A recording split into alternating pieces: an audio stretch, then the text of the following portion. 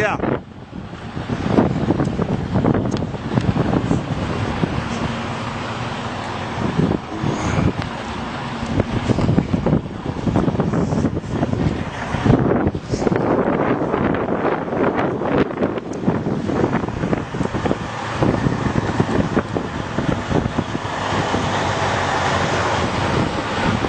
Goes all the way to Washington, D.C., huh? Goes all the way to Washington, D.C. I don't know. Yeah, you Homeland Security? Yeah. How far have you taken this down to, how far have you actually ran a load? From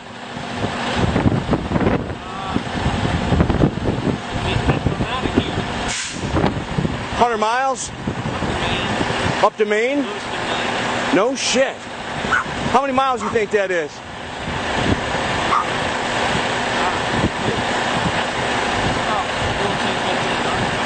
Man, that's unbelievable. Not to mention, I heard there's one that goes all the way to Colorado, right? Unbelievable. What do you think you're hauling? Any idea? Crap. Yeah, okay. Yeah. Crap makes all kinds of stuff. Yeah. You don't really know. Yeah. I know there's been a lot of military stuff being hauled around lately, that's for sure, huh? Yeah, but not in here. We deliver to military bases Gotcha. Gotcha. for their food. Yeah. People supply the food. Yeah. Yeah. Well, I appreciate I heard there's water supply, food supply, everything's in there. Huh? Yeah, unbelievable. But you don't get no cell phone service. No. Peace, brother.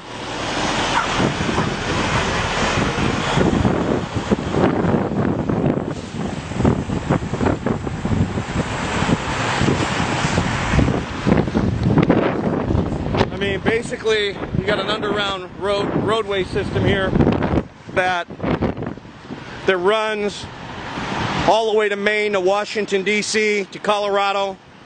It's fully stocked. It runs completely underground. And you can see they've been hauling tons of military equipment. You know, they're stocking all these bases. Now, the other thing is the railroad system here is also very strategic. They're bringing in boxcar loads and they're dump shipping here, and they can really deliver to all these locations, which these locations go all the way to Area 51. These locations go all the way to Washington, D.C. There's access underneath the White House to this location, okay? So this is a strategic location, which is really the new command center for the Illuminati and the United States government. Well, forget the United States government. This is a headquarters for the Illuminati. This is where they'll ship most of their supplies.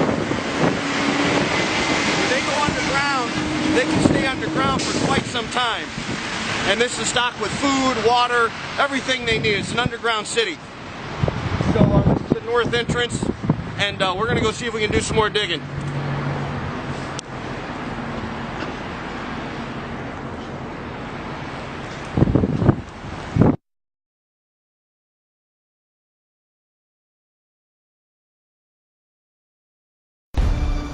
Well, it would seem some very strange happenings are going on. First, I remind you to go back in history and remember Donald Rumsfeld's comment the day before the attack of 9/11, where he said that the Pentagon had lost $2.3 trillion, and then just fortunately, then the Pentagon was destroyed the next day on 9/11, 2001. Well, I believe a lot of that money went to go to spending for certain operations for the CIA, FEMA, Homeland Security, and a lot of that was building underground military complex.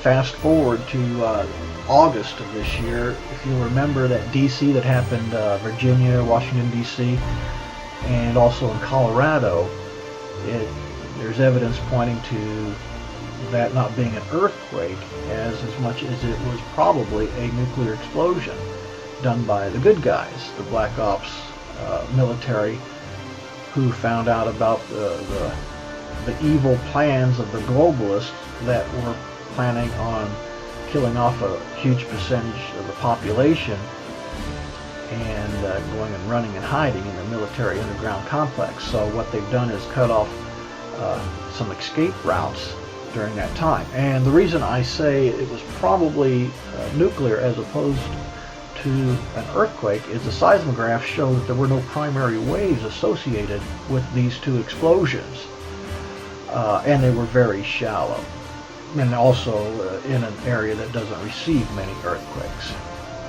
Now, the latest report that I'm getting is long about September 20th, 21st, 22nd of this year, there were at least 13 very powerful underground explosions rocking the United States Midwest, and they registered as small shallow earthquakes with the USGS.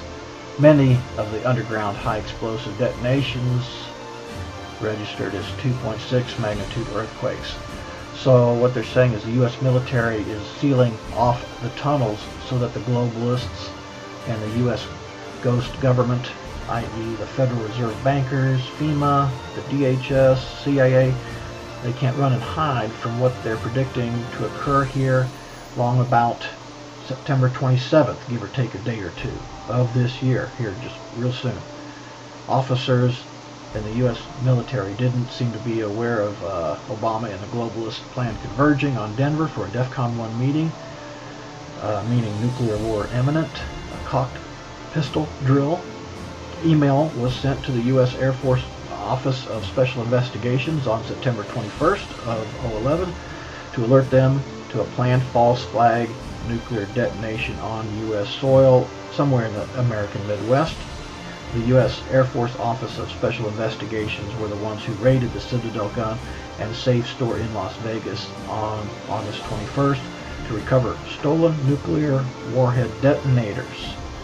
They were the ones who intercepted the transfer of improvised nuclear warheads by the CIA in the tunnels that connected the deep underground military bases on August 23, 2011.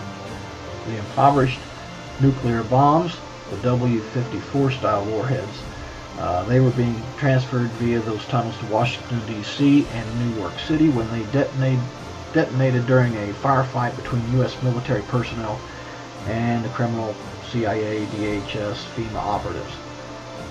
It would appear that the U.S. military had a deadline to meet and has already damaged, destroyed, or sealed at least 13 underground tunnels or bases, and perhaps their incentive was the fact that Obama, his shadow government, and the globalists had made plans to save their own hides while leaving the rest of us to fend for ourselves.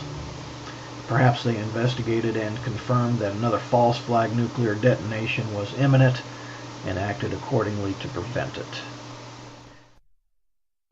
The following video details the contents of a Department of Defense document entitled Internment and Resettlement Operations, also known as FM 3-39.40. The document is 325 pages long and it is signed by Joyce E. Morrow, Administrative Assistant to the Secretary of the Army. It was created in 2010, however, has just been recently leaked to the public via the internet and can now be downloaded from multiple sources. In the description below, you'll find a download link for the document. I strongly encourage you to download it yourself and to verify everything that's being said here. The document outlines military procedures for internment and resettlement of civilians, and it describes the layout and the administration of these internment camps. It clearly states on page 38 that it applies within U.S. territory, and it specifically addresses the detainment of U.S. citizens, as is indicated by the identification procedures for new prisoners on page 146, which states that social security numbers are to be recorded alongside their photograph and fingerprints. Included in the list of organizations which may be involved in these internment operations are the Department of Homeland Security, FEMA, the Department of Defense, and the United Nations. On page 56, the document outlines the responsibilities of psychological operations officers within the camps, among which it states that a PSYOP officer develops and executes indoctrination programs to reduce or remove antagonistic attitudes and identifies political activists. On page 281, the document goes into more detail regarding the role of psychological operations within the camps, specifically in regards to pacifying the population and ensuring cooperation. On page 238, it gives the conditions for the use of deadly force in such camps. Among the justifications for lethal force, it includes to terminate an active escape attempt. That point right there should make it clear that these camps are not benevolent disaster relief type facilities. On page 244, the document calls for the use of snipers during riots to, quote, scan a crowd and identify agitators and riot leaders for apprehension and fire lethal rounds if warranted. On page 260, it shows the basic layout for a facility focusing on detainment. It is depicted with interrogation areas, tribunal areas, and mortuaries. Each detainment facility is designed to hold 4,000 prisoners, and they are depicted with multiple levels of barbed wire separating compartments within the facilities, with a double barbed wire fence enclosing them, and watched over by 24 guard towers. On page 261, the document depicts the layout for what they call civilian resettlement facilities, which are designed to house 8,000 people. Though it uses the word resettlement, the plans show multiple levels of barbed wire dividing the sections of the facility, with double barbed wire fencing on the outside, as well as 16 guard towers. On page 262, the layout for facilities designed for what they call non-compliant prisoners is shown. These camps are designed to hold up to 300 prisoners, they have 3 interrogation centers, and are guarded by 13 guard towers. Now, if there's any question whether these plans are active or just theoretical, this should be settled by the fact that the U.S. Army has been running ads for job positions in these camps since 2009, and apparently, they're still hiring. Once again, if you look in the description, you'll find all the links you need to verify this information. It's important to note here that this document was created in 2010, which was under the Obama administration, and it predates the NDAA of 2012, which authorized military detainment of U.S. citizens. This clearly shows a long-term agenda at work. If you believe that this is important information for people to know about, then please share this video with as many people as you can. Share it on Facebook and on Twitter. Send it in emails to friends and family. Especially send it to anyone you know within the police and military. A smart strategy would be to download the PDF yourself and email it to people as an attachment with a link to this video so that they know how to navigate the document. If you want more content like this, be sure to subscribe to this channel, Storm Clouds Gathering on YouTube. For bonus content, follow us on Facebook, facebook.com/Storm Clouds Gathering, on Twitter at Collapse Updates, and our website, stormcloudsgathering.com.